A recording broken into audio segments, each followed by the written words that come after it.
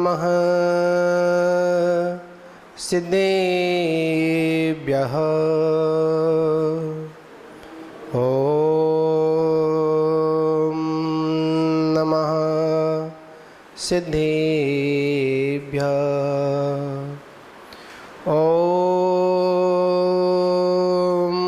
नमः सिद्धेभ्यः। ॐ नमः सिद्धेभ्यः। णमेदोडसव्यसिद्धे झाणुत्तम खव दीह दीह संसारे। 10 10 दो दोड़ा चिड़े 10 दो अणु पे हड़म बोक्षे। णमो अरिहं ताणम नमो सिद्धाणं नमो आयनीयाणं नमो वज्रायाणं नमो लोहे सवसाहुणम्।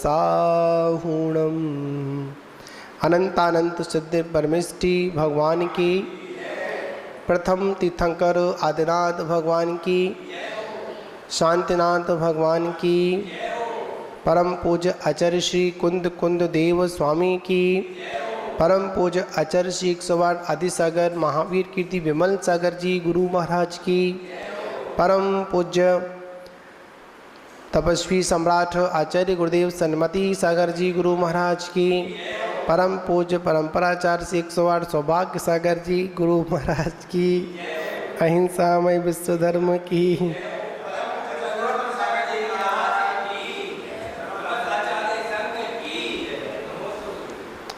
महानुभावों, जीवन में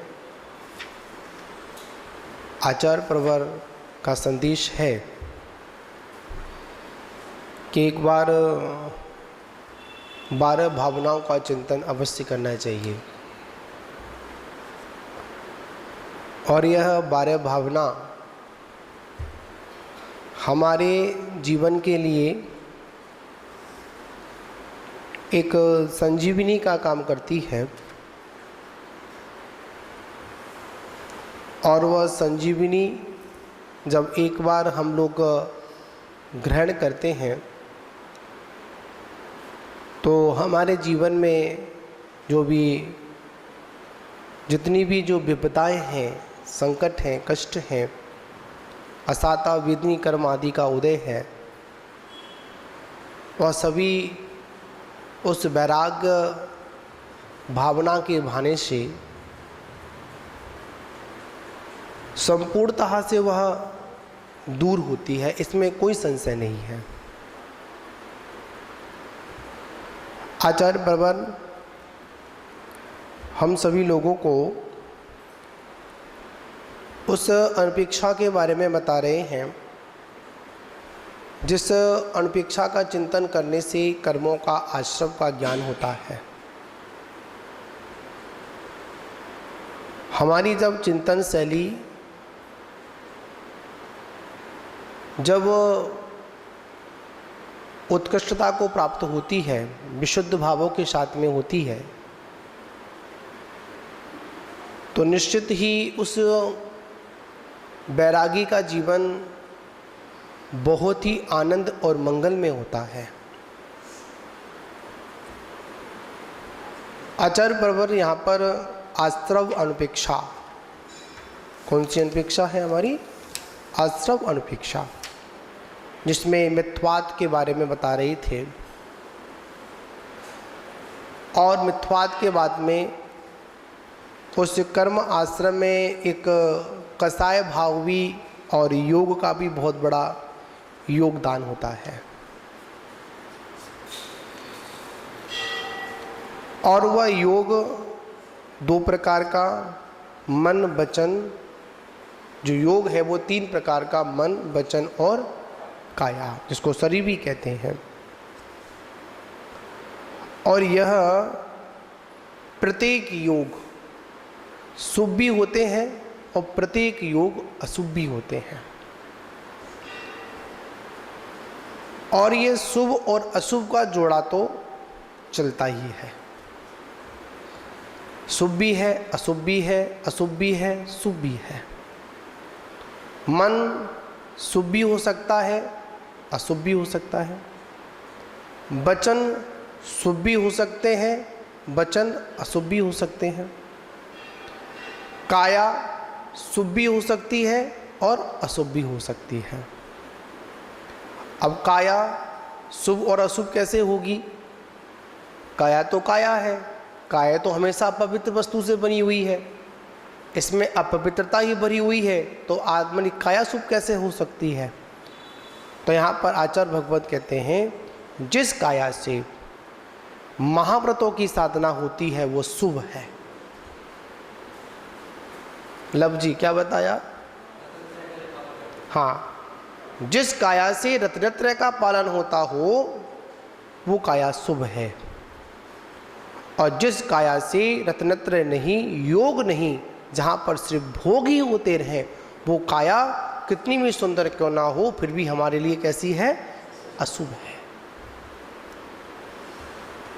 देखा जाए इस संसार में हमको मन भी मिला, वचन भी मिला, काया भी मिला। चार मतलब इसको अपन संगी बोलते हैं। जिनके मन होता है, जिनको क्या बोलते हैं अपन? संगी बोलते हैं।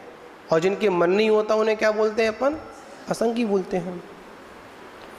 काया एक इंद्रिय के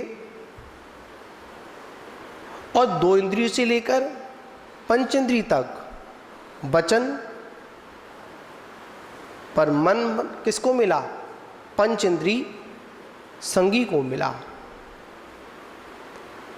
क्योंकि काय योग तो सभी के साथ है, वचन भी मिल जाता है। फर्क इतना है कि वो उस बात को अपनी अपनी भाषा में समझ लेते हैं।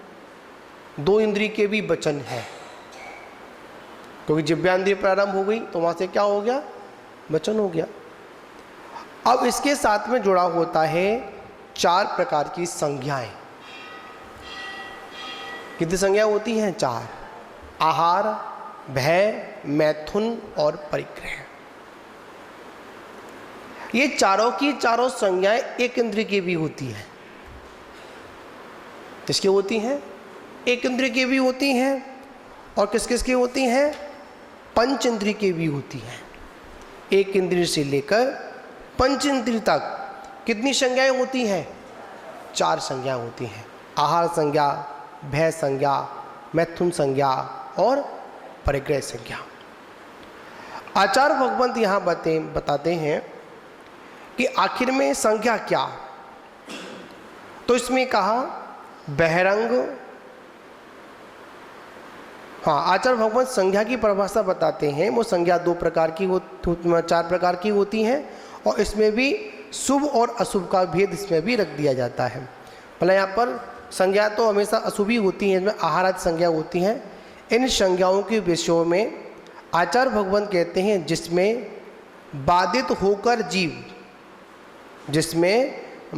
होकर जीव इस लोक में दारुण दुख को प्राप्त करते हैं, जिनके सेवन करने पर दोनों लोकों में, परलोक में और स्वयं मतलब इस लोक में और परलोक में दुख को पाते हैं, उसे क्या कहते हैं अपन? संज्ञा कहते हैं। मतलब मिल जाए तो दुख,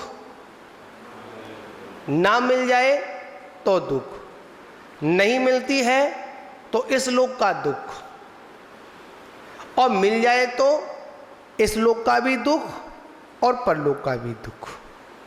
ठीक। और इसमें कह रहे हैं जिसमें अधिक पाने की अभिलाषा उत्पन्न होती है। क्या? जिसके अंदर क्या होती? अधिक पाने की अभिलाषा जो उत्पन्न होती है उसे अपन क्या कहते हैं? उसको अपन संज्ञा कहते हैं। ठीक। अब इसमें अपन समझ लेंगे अपन, इसमें अधिक पाने की अभिलाषा में विशिष्ट अन्य आदि पदार्थ, विशिष्ट पेय पदार्थ में होती है, उसको अपन आहार संज्ञा कहते हैं।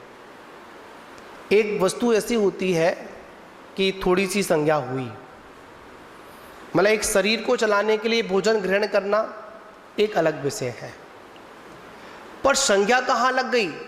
जहां पर उसको अधिक मात्रा में संग्रह करना। संज्ञा का मतलब क्या हुआ? संग्रह करना, इकट्ठा करना, उसके प्रति अधिक लालसा लगा रहना, अधिक क्या लगा रहना? लौ लगी रहना, अरे ये मिल जाए, ये मिल जाए, ऐसा मिल जाए, वैसा मिल जाए। नहीं, आचार्य भगवंत कहते हैं एक पेड़ होता है, पेड़ भी आहार संज्ञा ग्रहण करता है। आहार संज्ञा मतलब आप देखिए, एक इंद्रिय के भी चारों संज्ञाएं आपको बताते हैं। आहार, मिट्टी का संग्रह करता है, अपनी ओर खींचता है। कौन? पेड़। ठीक, जल भी अपनी ओर खींचता है। आपने देखा होगा जहां पर पेड़ होता है और पेड़ लगा हो या पानी डाल दिया जाए तो पेड़ क्या करता है? उसको खींचता है। मिट्टी को भी क्या करता है? संग्रह करता है। ये आहार संज्ञा। उसके बाद आहार संज्ञा फिर कौन सी आती है? भय संज्ञा। भय संज्ञा में जब उसको कोई तोड़ने के लिए आता है, उसको नष्ट करने के लिए आता है, तो क्या अपने को सुकोड़ता है। जैसे एक छुई मुई का पेड़ होता है, कैसा होता है? एक छुई मुई का पेड़ होता है, वो क्या करता है? जैसे उसको छुओगे उसके अंदर क्या उत्पन्न हो जाता है? भय उत्पन्न होता है। और जब भय उत्पन्न होता है तो वो क्या करता है? अपने को पत्तों को सुकोड़ लेता है। ये क्या हुई? इसके अंदर भय संज्ञा हुई। अब एक इंद्रिय के अंदर मैथुन संज्ञा, क्या संज्ञा होती है? मैथुन संज्ञा। आप कहोगे एक इंद्रिय के अंदर मैथुन संज्ञा, आप ब्रह्म कैसे बनेगा? हाँ बनेगा। कभी कभी ऐसा देखा जाता है, अगर कोई स्त्री उसका स्पर्श करती है, क्या करती है? स्त्री स्पर्श करती है या उसमें जलादि लगाती है, वो विकसित हो जाता है। और अगर कोई पुरुष लगाता है तो सिकुड़ जाता है। और कभी कभी पुरुष लगाता है, एक इंद्री में उसके नपुंसक वेद है। कौन सा वेद है? पेड़ के भी कौन सा वेद है? नपुंसक वेद है। और नपुंसक वेद किसको कहते हैं? नपुंसक वेद होता है जो स्त्री और पुरुष के साथ, दोनों के साथ में जो रमण करने का भाव आता है, उसको क्या बोलते हैं अपन? उसको अपन नपुंसक वेद बोलते हैं। समझे ना? याद रखना, इन वेदों की संज्ञा 9वें गुण स्थान तक जाती है। कहां तक जाती है? 9वें गुण स्थान तक वेद कर्म जाता है, वेद संज्ञा जाती है। बहुत सुंदर बात, अपन कर्मकांड समझेंगे, अपन गुण स्थान जब लगाएंगे, मांडगणा जब लगाएंगे, तो सारा विषय उसमें निकल के आता है, कौन सा कर्म कहां तक जाता है। आहार संज्ञा 6ठे गुण स्थान तक। कौन से गुण स्थान तक? 6ठे गुण स्थान तक क्या रहती है? आहार संज्ञा रहती है। 6ठे गुण स्थान के साथ बाद में आहार संज्ञा की विक्षुप्ति हो जाती है। क्योंकि जो मुनराज जो आहार चर्या करते हैं तो कौन से गुण स्थान में करते हैं? 6ठे गुण स्थान में करते हैं। परमत्त गुण स्थान तक आहार चर्या है। अपमर्त गुण स्थान में आहार चर्या खत्म, आहार संज्ञा वहां पर खत्म हो जाती है, विक्षुप्ति हो जाती है। मतलब 7वें गुण स्थान से लेकर अपूर्व कर्ण, मतलब 3 गुण स्थानों तक, मतलब 8वें गुण स्थान में भय संज्ञा की विक्षुप्ति होती है। 7 गुण स्थान तक, 7वें गुण स्थान तक भय संज्ञा लगी रहती है। यही लोक भय, परलोक भय, है ना, अकस्मात भय, है ना। और त्रिंचों के द्वारा वे अनेक प्रकार के जो भय बताए गए, 7 भय बताए गए। उन 7 भयों में डर, अगर कोई मुनराज वैसे डरते नहीं है, कोई इसी प्रकार का भय नहीं, मृत्यु से, मृत्यु वाले को डर नहीं उनको, फिर भी भय संज्ञा देखी जाए तो 7वें गुण स्थान तक भय संज्ञा रहती है। 8वें गुण स्थान में जाकर कौन सी संज्ञा खत्म होती है? कि हमारी भय संज्ञा की विक्षुप्ति होती है। उसके बाद देखा जाए, मतलब 9वें गुण स्थान कहाँ तक? 9वें गुण स्थान तक अनवर्तीकरण, 9वें गुण स्थान तक प्रथम स्ववेद भाग के मैथुन और परिग्रह। कौन सा? यहां पर 9वें गुण स्थान तक क्या रहता है? मैथुन संज्ञा। और याद रखना, आचार्य भगवंत ने कहा, व्यक्ति द्रव्य से जन्म से लेकर एक ही वेद होगा, द्रव्य से कौन सा वेद? अगर पुरुष पर्याय है तो पुरुष वेद होगा, स्त्री पर्याय है तो स्त्री वेद होगा, और अगर नपुंसक है तो नपुंसक वेद होगा। किससे? द्रव्य से, भावों से तीनों वेद हो सकते हैं। स्त्री वेद भी हो सकता है, पुरुष वेद भी हो सकता है, और नपुंसक वेद भी हो सकता है। ठीक है, ये कौन से गुण स्थान तक चलेगा? 9वें गुण स्थान तक। ठीक, उसके बाद परिग्रह संज्ञा। कौन सी संज्ञा? परिग्रह संज्ञा। कहां तक रहेगी? सूक्ष्म लोभ 10वें गुण स्थान तक। क्या रहेगी? 10वें गुण स्थान तक यह क्या रहेगी हमारी? ये हमारी मतलब परिग्रह संज्ञा रहेगी। महान बाबू, इसके ऊपर 11वें गुण स्थान से ऊपर तक कोई भी कर्म रहित संज्ञा नहीं होती है। कैसी नहीं होती है? कर्म संज्ञा नहीं होती, वहां पर मतलब संज्ञाओं का अभाव हो जाता है। अब देखिए, अपन एक इंद्रिय की बात कर रहे थे ना, अब एक इंद्रिय में समझिए गुणस्थान कौन सा है? पहला मिथ्वात गुणस्थान है। एक इंद्रिय से लेकर विकलत्रय, ठीक, और पंचेंद्रिय असंगी तक कौन सा गुण स्थान होगा? पहला मिथ्वात गुण स्थान होगा। ये बात बड़ी समझने वाली बातें हैं, क्योंकि मिथ्वात की बात चल रही है। जब तक हम खोज नहीं करेंगे, मार्गड़ा नहीं लगेगा, तो काम कैसे चलेगा अपना? कौन सा चल रहा है? मिथ्वात है। तो मिथ्वात में आहार संज्ञा भी है, भय संज्ञा भी है, मैथुन संज्ञा भी थी, और परिग्रह संज्ञा भी है। आप कहोगे कि त्रिंचों के मतलब एक इंद्रिय की परिग्रह, हाँ, जो अपनी जड़ों को जो फैलाता है, क्या फैलाता है? जड़ों को फैलाता है ना। इतनी बड़ी बड़ी जड़ें होती हैं कि जाने किलोमीटरों के हिसाब से उसकी जड़ें पहुंच जाती हैं, एरिया को कवर कर लेता है। वो क्या है? उसका परिग्रह संज्ञा है। समझे ना?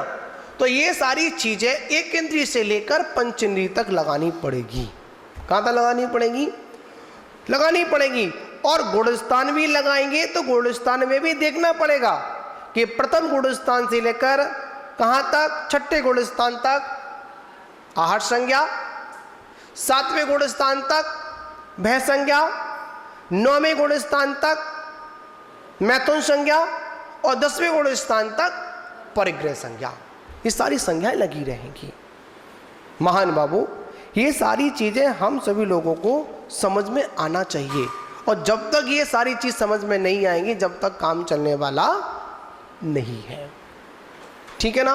और यहां पर यह भी समझना है अपने जीवन में कि ये वैराग्य की ओर जब बढ़ा जाता है तो संसार शरीर भोगों से क्या होता है?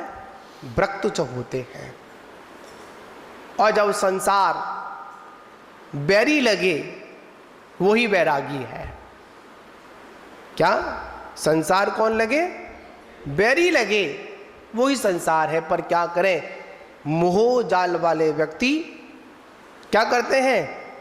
बैरागी को क्या नहीं करने देते? निकलने नहीं देते हैं। पर याद रखना, हमें क्या करना है? अगर कोई व्यक्ति कल्याण के मार्ग पर चल रहा हो, चलने की भावना अगर भा रहा हो, व्रत आदि अगर लेने की भावना अगर भा रहा हो, तो क्या करना चाहिए? हमको उसके त्याग की, उसके वैराग्य की क्या करनी चाहिए? अनुमोदना करना चाहिए। कम से कम यह प्राणी कम से कम मोक्ष मार्ग के मार्ग पर तो चल रहा है, हित के मार्ग पर तो चल रहा है। तो महान बाबू, आज हम लोगों ने किसका चिंतन किया? संज्ञाओं का चिंतन किया। ठीक है? संज्ञा कैसे कहते हैं? अधिक लालसा को क्या कहते हैं अपन? संज्ञा कहते हैं। जो इस लोक में भी और परलोक में क्या देती है? हमको दुख देती है, उसको अपन क्या कहते हैं? उसको अपन संज्ञा कहते हैं। तो आगे का विषय अपन फिर लेंगे। बोलिए महावीर भगवान की जय। आचार्य, इन वेदों की संज्ञा 9वें गुण स्थान तक जाती है। कहां तक जाती है? 9वें गुण स्थान तक वेद कर्म जाता है, वेद संज्ञा जाती है। बहुत सुंदर बात, जब अपन कर्मकांड समझेंगे, अपन गुणस्थान जब लगाएंगे, माणगणा जब लगाएंगे, तो सारा विषय उसमें निकल के आता है, कौन सा कर्म कहां तक जाता है। आहार संज्ञा छठे गुणस्थान तक, कौन से गुणस्थान तक?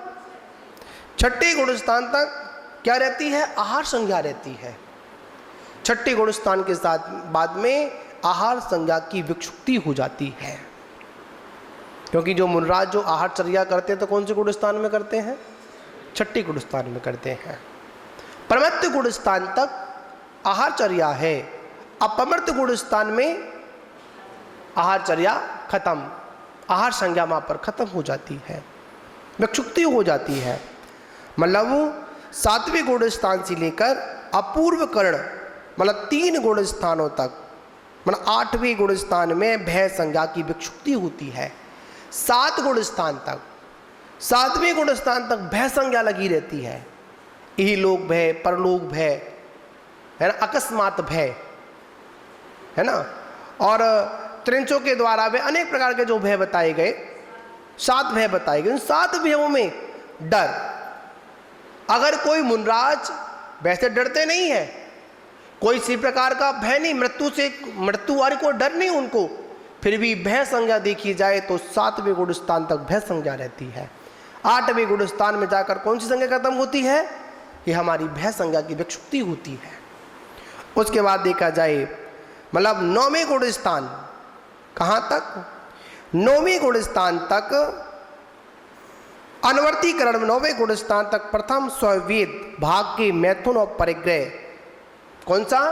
यहां पर 9वें गुणस्थान तक क्या रहता है? मैथुन संज्ञा।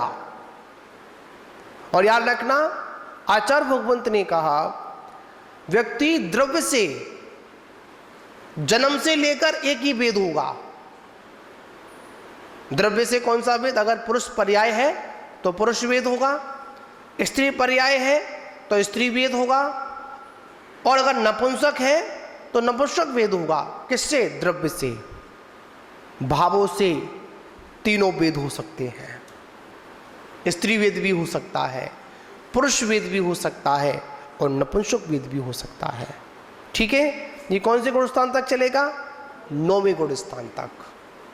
ठीक, उसके बाद परिग्रह संज्ञा, कौन सी संज्ञा? परिग्रह संज्ञा। कहां तक रहेगी? सूक्ष्म लोभ, 10वें गुणस्थान तक। क्या रहेगी? 10वें गुणस्थान तक यह क्या रहेगी हमारी? ये हमारी मतलब परिग्रह संज्ञा रहेगी। महान बाबू, इसके ऊपर 11वें गुणस्थान से ऊपर तक कोई भी कर्म रहित संज्ञा नहीं होती है। कैसे नहीं होती है? कर्म संज्ञा नहीं होती, वहां पर मतलब संज्ञाओं का अभाव हो जाता है। अब देखिए, अपन एक इंद्रिय की बात कर रहे थे ना, अब एक इंद्रिय में समझिए गुणस्थान कौन सा है? पहला मिथ्वात गुणस्थान है। एक इंद्रिय से लेकर विकलत्रय, ठीक, और पंचेंद्रिय असंगी तक कौन सा गुणस्थान होगा? पहला मिथ्वात गुणस्थान होगा। ये बात बड़ी समझने वाली बातें हैं, कि मिथ्वात की बात चल रही है। जब तक हम खोज नहीं करेंगे, मारगड़ा नहीं लगेगा, तो काम कैसे चलेगा अपना? कौन सा चल रहा है? मिथ्वात है। तो मिथ्वात में आहार संज्ञा भी है, भय संज्ञा भी है, मैथुन संज्ञा भी थी, और परिग्रह संज्ञा भी है। आप कहोगे कि त्रिंचों के मतलब एक इंद्रिय की परिग्रह, हाँ, जो अपनी जड़ों को जो फैलाता है, क्या फैलाता है? जड़ों को फैलाता है ना। इतनी बड़ी बड़ी जड़ें होती हैं कि जाने किलोमीटरों के हिसाब से उसकी जड़ें पहुंच जाती हैं, एरिया को कवर कर लेता है। वो क्या है? उसका परिग्रह संज्ञा है। समझे ना? तो ये सारी चीजें एक इंद्रिय से लेकर पंच इंद्रिय तक लगानी पड़ेगी। कहां तक लगानी पड़ेगी? लगानी पड़ेगी। और गुणस्थान भी लगाएंगे तो गुणस्थान में भी देखना पड़ेगा कि प्रथम गुणस्थान से लेकर कहां तक? छठे गुणस्थान तक आहार संज्ञा, 7वें गुणस्थान तक भय संज्ञा, 9वें गुणस्थान तक मैथुन संज्ञा, और 10वें गुणस्थान तक परिग्रह संज्ञा, ये सारी संज्ञाएं लगी रहेंगी। महान बाबू, ये सारी चीज़ें हम सभी लोगों को समझ में आना चाहिए, और जब तक ये सारी चीज़ समझ में नहीं आएंगी जब तक काम चलने वाला नहीं है। ठीक है ना। और यहाँ पर ये भी समझना है अपने जीवन में कि ये वैराग्य की ओर जब बढ़ा जाता है तो संसार शरीर भोगों से क्या होता है, विरक्त होते हैं। और जब संसार बैरी लगे वही वैरागी है। क्या संसार कौन लगे, बैरी लगे वही संसार है। पर क्या करें, मोह जाल वाले व्यक्ति क्या करते हैं, वैरागी को क्या नहीं करने देते, निकलने नहीं देते हैं। पर याद रखना हमें क्या करना है, अगर कोई व्यक्ति कल्याण के मार्ग पर चल रहा हो, चलने की भावना अगर भा रहा हो, व्रत आदि अगर लेने की भावना अगर भा रहा हो, तो क्या करना चाहिए, हमको उसके त्याग की, उसके वैराग्य की क्या करनी चाहिए, अनुमोदना करना चाहिए। कम से कम ये प्राणी कम से कम मोक्ष मार्ग के मार्ग पर तो चल रहा है, हित के मार्ग पर तो चल रहा है। तो महान बाबू, आज हम लोगों ने किसका चिंतन किया, संज्ञाओं का चिंतन किया। ठीक है, संज्ञा कैसे कहते हैं, अधिक लालसा को क्या कहते हैं अपन, संज्ञा कहते हैं। जो इस लोक में भी और परलोक में भी क्या देती है, हमको दुख देती है, उसको अपन क्या कहते हैं, उसको अपन संज्ञा कहते हैं। तो आगे का विषय अपन फिर लेंगे। बोलिए महावीर भगवान की जय। आचार्य